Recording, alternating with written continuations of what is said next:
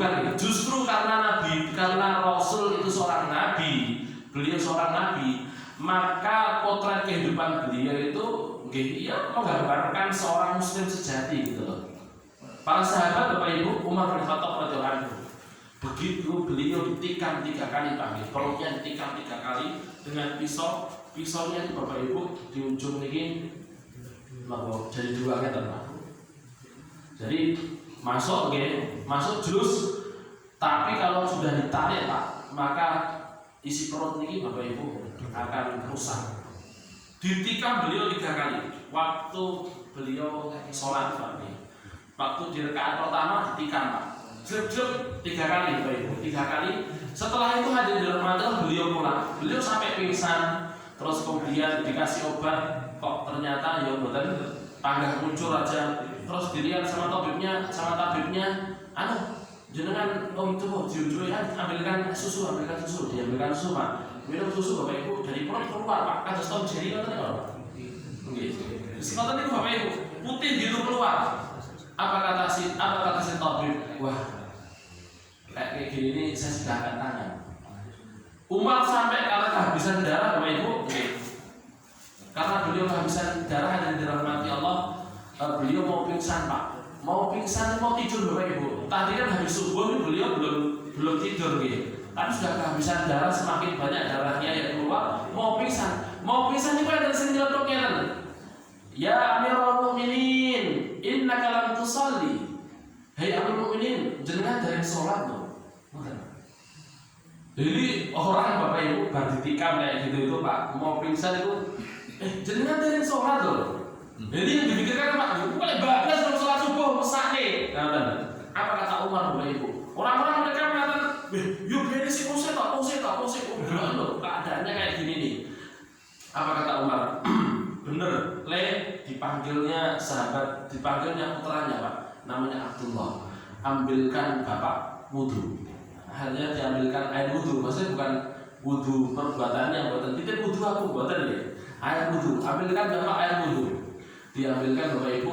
Ibnu Umar awalnya mengatakan, Pak, jenengan ngeten iki kondisinya boyo kok mawon. Apa kata Umar radhiyallahu taala? Beliau mengatakan Bapak Ibu,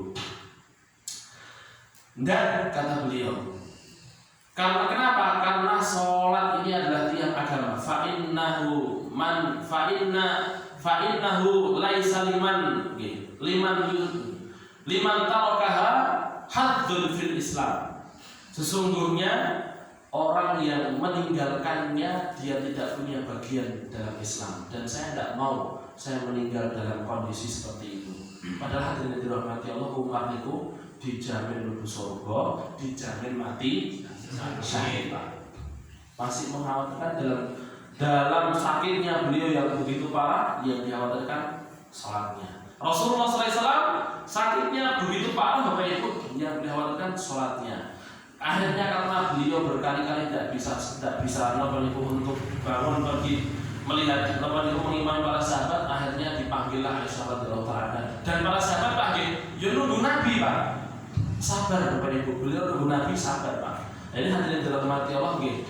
Di salah satu pembahasan tentang imam dan makmum Pak. Sedikit saja Bapak Ibu. Kalau sudah di sini sampai ada imam yang dituju Pak Jiwali. Oh sambut. Setiap sholat ada nih. Kalau ada Bapak Ibu dirahmati Allah, pun wonten Pak nggih. Berarti ditunggu kegalih, ditunggu. Nah, tapi kecuali kalau sudah ada kesepakatan, ini pun takit kok imamnya udah teko, ya wes tinggalkan ngoten. Nah, hadirin yang dirahmati Allah, Rasulullah beliau sholat subuh beliau sholat subuh, sholat isya, sholat maghrib mengimami. Para sahabat nunggu Pak, nunggu sampai nanti ada perintah dari Rasul dari dalam bilang kepada Ibunda Aisyah, Abu Bakar mengimami, bapakmu mengimami. Aisyah radhiyallahu anha beliau mengatakan, ya Rasulullah, Abu Bakar itu gembeng, bapak saya itu gembeng. Beliau mengatakan begitu dalam riwayat Imam Bukhari. Beliau gembeng, beliau baca Quran, citik mulai nangis. Lu merampung sholatnya, gimana? Nggih, lagi alhamdulillahirabbil alamin nangis Bapak Ibu.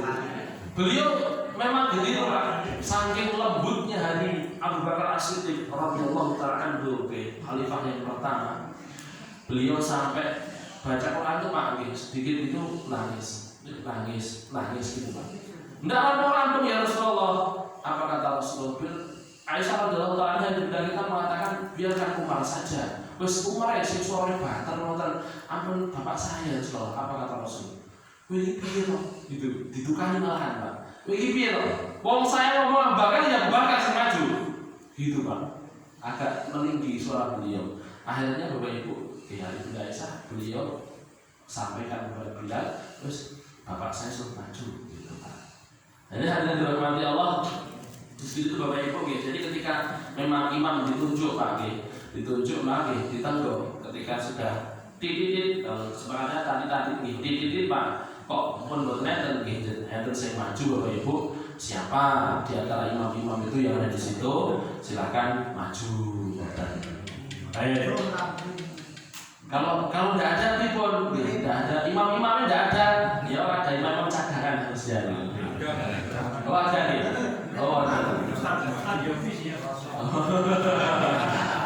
Pak Yofi siap maju.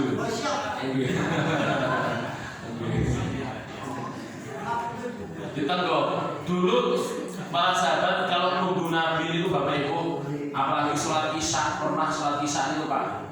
Dalam tanda kutip Bapak Ibu, bukan di prank loh, sana di prank. Memang Nabi ingin mengajarkan sesuatu. Sudah adzan risik, gasik awal-awal pun adzan bila dirobah radhiyallahu anhu beliau adzan. Terus ditunggu Pak, sahabat nunggu Nabi itu sahur. Padahal rumahnya Nabi tidak jauh. Karena begini Pak, ini bila di samping kiri dari imaman. Lama sampai sekitar jam 10 Pak. Ini kalau sahabat ini buat ternyata sih maju, membuat ternyata enggak ada yang berani maju Pak. Ternyata ditunggu. Begitu sudah sekitar jam 10 itu dilihatnya, bila bin Rabah pun Bapak Ibu, beliau pun sanjang Nabi. Ya Rasulullah, orang sudah pada kumpul begini. Apa kata Rasulullah? Tunggu sehat, gitu Pak. Ditunggu, didahului kan enggak Pak, ditunggu Bapak sampai sekitar jam 10. Para sahabat itu Bapak Ibu dilihat dari belakang, kata seorang sahabat, gundulnya pun hilang. Gundulnya pun hilang. Jadi tidak kelihatan dari belakang ini. Bukan nomor ngantuk Bapak Ibu. Semuanya Bapak Ibu roto. Tapi buat ternyata sih terus ini kenaan buat ternyata. Nunggu Nabi gini nih Pak. Akhirnya Rasulullah beliau keluar Bapak Ibu, sekelek. Wah, Bilal tuh langsung komat Pak. Komat, para sahabat menyat semua Bapak Ibu. Sedoyo menyat terus sholat. Karena tidurnya apa? Tidurnya fase aman. Jadi tidur itu membatalkan wudu kalau yang pertama tidak sadar. Jadi jenengan betul sadar. Akhirnya tidak sadar, kentut itu betul sadar. Yaitu tidurnya membatalkan wudu. Tapi jadi yang pertama kenapa itu tidak sadar. Yang kedua dari jenengan ngorok itu bukan kosong kok kayak kita ini ngorok kayak ngorok. Padahal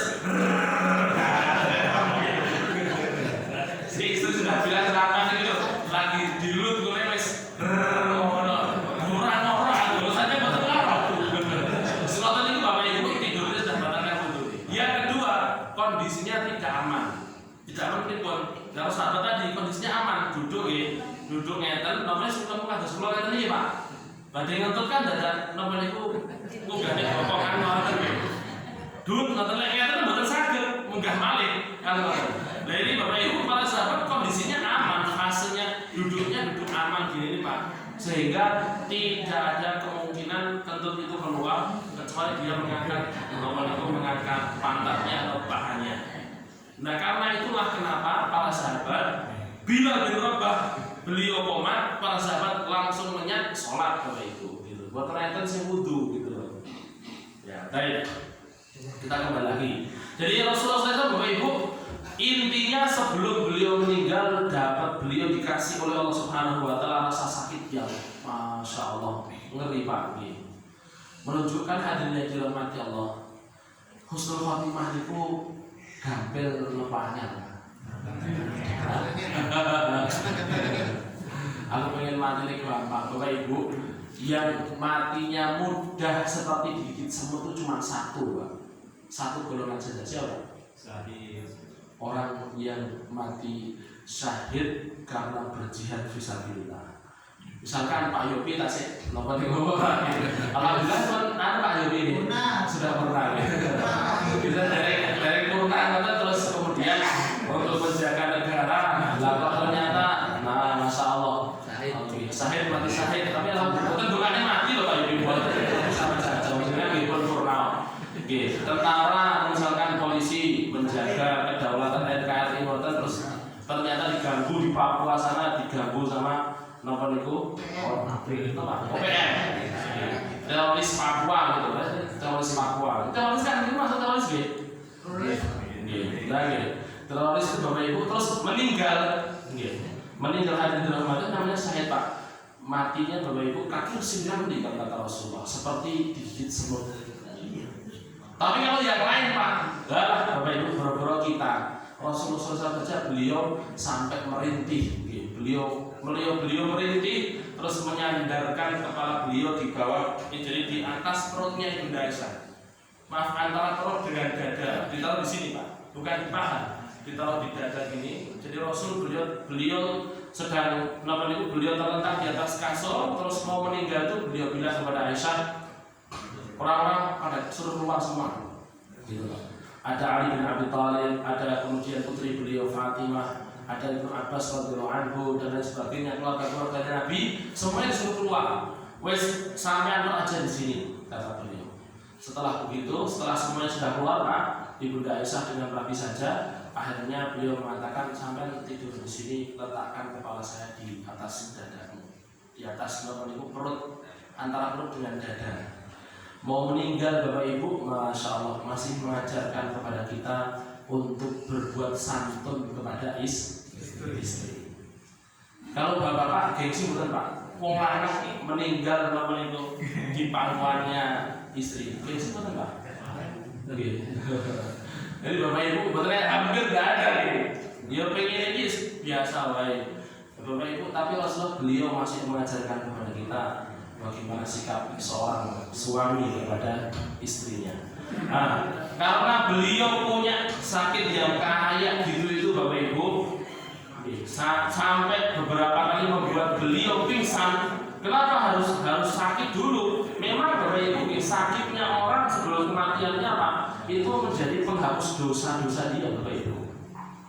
Jangan disangka Pak, misalnya kan saya sampaikan, orang itu semasa hidupnya senengane korupsi, senengane begini, demen barang-barang sing haram. Saya gelon, ameh ninggal loro menaun tok suwe tok stroke tok.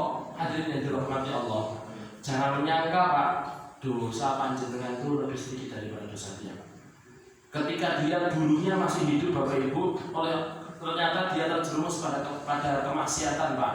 Sebelum meninggal Allah kasih sakitnya orang beriman, kata Rasulullah SAW, ma yusibu mu'minun min wasabin wala nasabin. Gitu. Tidaklah menimpa seorang mukmin dari rasa capek, sakit, sakit sedikit pun itu, bahkan sampai terkena durian katanya, kecuali Allah Subhanahu Wa Taala akan mengampuni dosanya. Jadi Bapak Ibu, bisa jadi Pak, kita kan tidak tahu Pak, lihat casingnya saja, dia kelakuannya kayak gitu. Tetapi ternyata ketika dia semakin dia sepuh di rumah itu semakin sering dia untuk tahajud, semakin sering dia untuk meminta ampun kepada Allah. Akhirnya karena Allah sayang dikasih sakit Pak. Bukan terus kemudian dan kemudian ketika panjenengan Bapak Ibu dirahmati Allah, semasa hidup sama sekali tidak diuji, misalkan tidak pernah diciptakan rasa sakit dengan bangganya saya usia 70, barangku itu stroke lumpuh, stroke saya sih seweger. Terus jenengan seger nopo? Temuse nomor nggih boten. Lah ada padha wae Bapak Ibu hadirin yang dirahmati Allah. Jadi ketika kita tidak diciptakan oleh Allah Subhanahu Wa Taala satu musibah Pak, bukan hanya perlu mengucapkan alhamdulillah, tapi kita juga perlu was-was, berhati-hati. Oke, terus dosaku ngampun ini kayak apa ya? Padahal biyen aku nakal iku no woman. Nggih. Demen sing ngoten-ngoten iku ya no woman.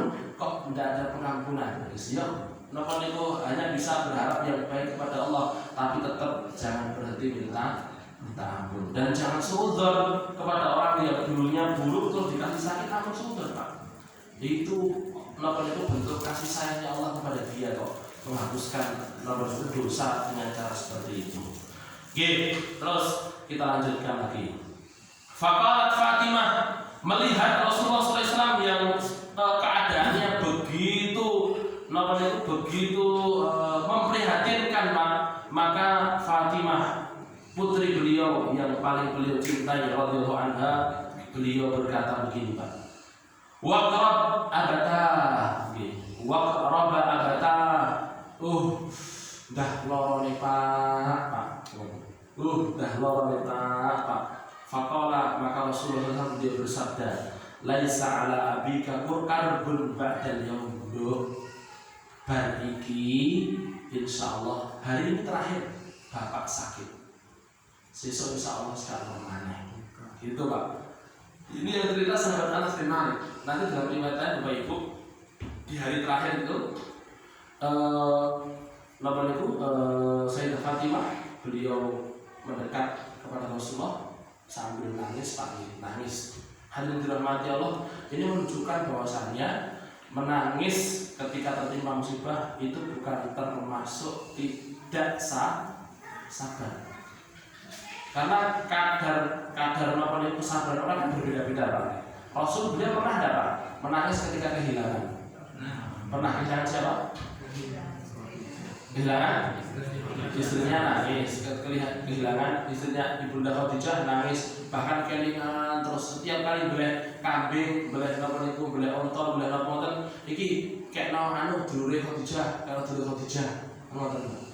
Jadi Bapak Ibu yang dirahmati Allah, keingat dengan orang yang kita sayangi, Pak, itu tidak menunjukkan kita tidak sabar, Bapak Ibu. Terus kemudian kehilangan putra beliau Ibrahim, beliau meneteskan air mata, ditegur oleh seorang sahabat dari kalangan Ansar. Ya Rasulullah, panjenengan kok nangis napa niki ya Rasulullah? Kados dengan perintahkan kita untuk sabar. Apa kata Rasulullah? Loh, air mata itu memang diciptakan untuk nangis. Gitu betul. Terus zaman apa? Nggih. Oke, gampangnya beliau sampaikan air mata menetes karena sedih, tetapi hati masih mau pasrah dan menerima segala keputusan Allah. Jadi sekali lagi tidak terus derung-derung kita, meraung-raung, derung-derung. Historis ngoten Pak nggih. Sampai napa niku jambak. Ya, aku kok piye? Yo piye. Kalau sampai menyobek-nyobek, nah ini Bapak Ibu buat terasa. Maksimal apa? Ini ada seorang wanita Pak, ditinggal wafat oleh putranya yang tercinta. Dia ikut ke kuburan, terus kemudian dia menangis di atas kuburan, nangis. Sama Nabi dikatakan begini, sing sabar Bu. Terus kemudian orang ini mengatakan, sabar. Anakku sing mati, lah kan enggak. Setelah beliau lewat, beliau mboten terus itu buat. Setelah itu kita dia pun sing nurun jenengan sinten jenengan kertas sinten Rasulullah itu. Langsung dia lari Pak. Ternyata biasanya di depan pintunya Nabi itu ada Bilal bin Rabah jaga pintu Pak. Kenapa tidak dijaga barang? Karena para sahabat itu Pak, para sahabat itu mau bertamu ke Nabi Bapak Ibu. Saking demennya itu Pak, sampai Nabi itu kan terganggu Pak. Gitu. Makanya dijaga oleh Bilal bin Rabah. Begitu ketok pintu, dorong ya Rasulullah, dibuka pintunya. Assalamualaikum ya Rasulullah, dibuka sama Nabi. Enten apa? Kulo sadar. Apa kata Rasulullah? Inna sabru indas sadmatil ula. Sabar itu di gempuran yang pertama. Nah terus ibunya tadi, kenapa kok tidak diberikan peringatan sama Nabi? Rasul cuma mengatakan sing sabar Bu. Kenapa? Kalau misalkan melakukan tindakan yang maksiat, otomatis kan ojo ngono, anakmu kok malah begini kan gitu Pak. Ojo ngono sampai dapat pahala, bukan begitu Pak. Tapi Rasul mengatakan sing sabar. menunjukkan bahwasanya perbuatan seperti itu perbuatan puncak dari perbuatan yang berada di antara sabar dan tidak sabar. Jadi kalau sudah di kuburan terus menangis itu sudah minggir Pak, walaupun belum sampai ke dikatakan tidak sabar, tapi pun minggir itulah kenapa Rasul bilang sabar tiga kesana sabar. Baik, itu Bapak Ibu. Nah ini Fatimah radhiyallahu taala anha, beliau mendekat terus kemudian jadi Fatimah mengatakan bahwa ya abata Pak Allah jenengan itu dipegang panas beliau di keringat dingin dan lain sebagainya. Terus kemudian Rasul mengatakan begini, Dok, ini dikatakan begini, Dok, setelah ini Bapak sudah tidak sakit lagi. Nangis Pak. Putri beliau Fatimah menangis Bapak Ibu. Terus kemudian setelah itu Rasul beliau ngomong lagi begini, wis ngene wae, sampeyan tenang wae. Insyaallah sing nyusul pertama kali Bapak awakmu. Pripun Pak? Tersenyum. Kalau kita Pak, waduh, nyusul ini, nyusul ini, nyusul mana? Ya nyusul namanya Nabi, Bapak Ibu. Fatimah setelah itu tersenyum Pak. Terus kemudian ditanya sama sahabat anak, dia mau jenengan kalau tinggali, dia ngomongin Nabi nangis, terus dia ngomongin mana kok mesem itu nopo sanjang gitu. Saya menangis karena ini hari terakhirnya Rasul bersama kita, Bapak saya dengan kita. Dan saya tersenyum karena yang pertama kali nyusul itu saya. Setelah kematian Rasulullah SAW, Masya Allah terguncang betul Pak. Fatimah putri beliau, putri yang paling beliau cintai, yang juga sangat cinta dengan Nabi. Potretnya Nabi itu persis di Fatimah radhiyallahu taala anha Pak. Sampai nanti kan cuma 6 bulan Pak setelah meninggalnya Nabi, 6 bulan tuh Fatimah radhiyallahu taala anha beliau terguncang. Sampai saking terguncangnya itu Pak, keadaan rumah tangganya itu tidak stabil. Sampai akhirnya suami beliau, Sayyidina Ali, itu tidak sempat untuk berikrar baiat kepada Abu Bakar As-Siddiq selama 6 bulan. Bisanya berikrar setelah wafat istrinya, dia makamkan istrinya, kemudian dia datang kepada Abu Bakar As-Siddiq berbaiat, terus meminta maaf karena terlambat dalam bersumpah baiat kepada Abu Bakar As-Siddiq radhiyallahu anhu. Orang Syiah bodoh ini Pak. Fatimah itu dibunuh sama dia. Jadi Ali bin Abi Thalib tidak mau baiat. Akhirnya Abu Bakar kirimkan orang-orang untuk memaksa Ali supaya baiat. Tidak mau. Ternyata yang di rumah itu Fatimah, dia dibelaki, pintu digencet sama para sahabat. Hadirin yang dirahmati Allah, itu tuduhan-tuduhan palsu yang dibuat oleh orang-orang Syiah. Jadi beliau memang terlambat mengikrarkan sumpah setia kepada Abu Bakar As-Siddiq sebagai pemimpin. Itu memang karena kondisi keluarganya masih belum stabil istrinya. Sedangkan putra-putri beliau kan ada banyak Pak, ada 6 dia paling tidak nyewangi Pak, otomatis dia tidak bisa tinggalkan gitu saja. Setelah meninggal baru kemudian beliau baiat. Maka kan Bapak Ibu ada yang bertanyakan, Bu Ibu, pas? Oke, Bapak. Ini selama baiat tadi, ada perbedaan pendapat yang mengatakan bahwa yang sebenarnya di baiat itu Ali, tapi kok Bakar itu clearnya bagaimana? Jadi dia ngomong sebenarnya di baiat Ali itu juga orang Syiah juga.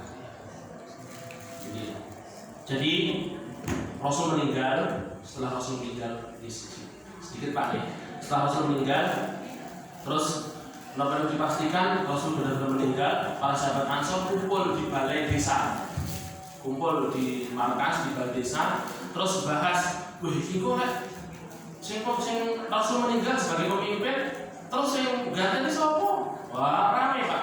Abu Bakar dilapori sama ada seorang datang, ya Abu Bakar, wahai Abu Bakar, ini orang-orang Ansor mereka bahas kepemimpinan di balai desa. Rasulullah belum dikuburkan Pak waktu itu. Maka Abu Bakar Siddiq beliau tidak beres ini. Kok kesusuman? Yang pertama, yang kedua, mereka kan bukan orang Quraisy. Orang Quraisy tidak boleh jadi khalifah. Makanya kemudian Abu Bakar Siddiq beliau namanya datang kalau parah nih Pak. Terus kemudian Abu Bakar Siddiq beliau menyampaikan beberapa hadis termasuk la yakhruju hadzal amr min Quraisy, tidak keluar perkara ini, pemerintahan ini, kekhilafahan ini dari orang-orang Quraisy, dari orang-orang Quraisy. Terus kemudian setelah itu Pak, para sahabat oh iya semuanya sadar. Terus kemudian Abu Bakar siapa? Abu Bakar akhirnya angkat tangannya Umar. Saya jadi pemimpin, saya tidak melihat ada orang yang paling pantas dari Abu Hafs. Maka Umar bin Khattab beliau mengatakan justru yang menggantikan Nabi sholat itu Abu Bakar yang menggantikan Nabi begitu itu Abu Bakar. Itu satu isyarat dari Rasulullah. Maka Umar bin Khattab langsung beliau menjabat tangannya Abu Bakar untuk berikrar sumpah setia. Terus kemudian para sahabat Ansor yang lain juga sumpah setia gitu. Jadi Ali bin Abi Thalib masih sibuk dengan jenazahnya Nabi Sallallahu Alaihi Wasallam. Ya akhirnya kan terus ya karena Ali bin Abi Thalib 6 bulan itu tidak ketemu dengan Abu Bakar, si repot, cuman ke masjid pulang. Orang-orang Syiah juga berkata, ini Ali. Begitu gitu. Ya, baik. Itu Bapak Ibu yang dirahmati Allah. Baiat itu wajib ya? Man mata walaysa fi unuqihi bai'atun mata mitatan jahiliyah. Siapa yang mati di tengkuknya tidak ada baiat, maka dia mati jahiliyah. Baiat sumpah setia yang dimaksud itu sumpah setia kepada kepada khalifah gitu saja. Pemimpin Islam. Nah, kalau ke khalifah ketika khalifah belum ada, ini kan Bapak Ibu ya. Para ulama sudah sampaikan pagi bahwasannya masa-masa kita ini masa-masa menunggu Imam Mahdi saja. Orang yang membenturkan kekhilafahan dengan negara itu salah besar. Karena kedaulatan negara itu tidak terganggu dengan keberadaan kekhilafahan. Seperti halnya Bapak Ibu misalkan ada organisasi yang memang internasional, katakanlah perkumpulan dari banyak negara seperti NATO, PBB, hampir semacam itu Bapak Ibu. Intinya negaranya pun masih berdaulat, masing-masing negara itu masih berdaulat. Cuman ada kepemimpinan tertinggi, sebagaimana misalkan di orang-orang Kristen, mereka punya paus kan mereka punya paus di Vatikan sana, dan Bapak Ibu itu juga dalam tanda kutip juga pemimpinnya mereka di seluruh dunia, orang-orang Kristen dan orang-orang Nasrani atau orang-orang Nasrani. Dan begitu pula dengan kekhalifahan. Nah, banyak yang dimaksud Nabi itu untuk kekhalifahan. Ada yang mengatakan untuk pemimpin Islam atau pemimpin kita. Banyak itu Bapak Ibu tidak harus begini Pak. Banyak itu bisa sumpah. Banyak itu intinya sumpah setia Pak. Dan sebenarnya di dalam kehidupan panjenengan itu Bapak Ibu kita semua panjenengan jadi PNS itu dibayar Pak. Buktinya disumpah pakai gitu, sumpah setia kan? Itu juga bayar itu loh. Jadi bayat itu aslinya sumpah setia gitu loh, sumpah setia yang memang nomor itu kalau dalam kekhilafan ketika sudah ada kekhilafan maka sumpahnya itu kepada pemimpin kekhalifah itu. Dan para ulama Bapak Ibu, jumhur ulama hampir sepakat mengatakan zaman kita itu tidak ada, dan nomor itu kita hanya perlu menunggu Imam Mahdi saja. Kita hanya perlu menunggu Imam Mahdi. Ketika Imam Mahdi muncul, maka nanti semua pemimpin-pemimpin negara pun juga punya kewajiban untuk sumpah setia kepada Imam Mahdi itu. Betul? Cukup ya. Tapi walaupun ada yang memahami sumpah setia kepada masing-masing kelompok, pada pemimpin bersama organisasi Muhammadiyah atau NU, saya bayat kepada pimpinan nomor itu pimpinan surah pimpinan apa ya? Nah, sini tuh Bapak Ibu nggih, sumpah setia, yaitu oleh para ulama tidak dianjurkan. Kenapa? Karena menyebabkan verbal. Nggih, berkata nggih, itu mungkin Bapak Ibu yang bisa kita bahas di pertemuan kali ini. Kurang lebihnya mohon maaf. Kita tutup dengan doa Fatihah.